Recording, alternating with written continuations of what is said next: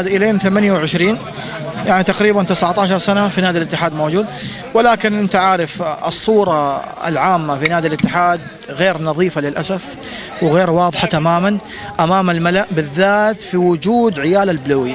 يعني أنا أعطيك إياها من الآخر، هذا عائلة الله يعين الرياضة السعودية بصفة عامة على وجودهم في هذا، فما راح تنظف الرياضة السعودية إلا بإبعادهم نهائيا عن الكرة. أفهم من كلامك أنه نقدر نقول تم تغييب سامي شاص عن الفريق الأول وتمثيله والاستمرار كثيرا؟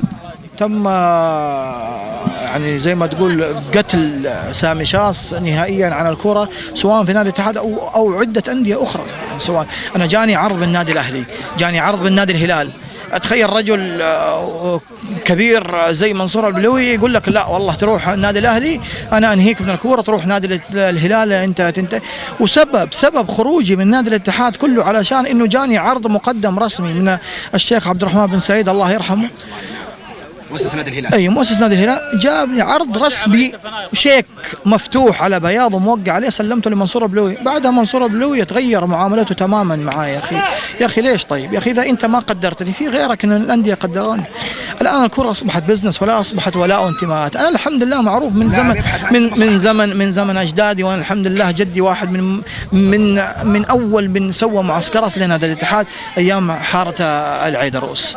فلذلك انت ليش تجي تحاربني؟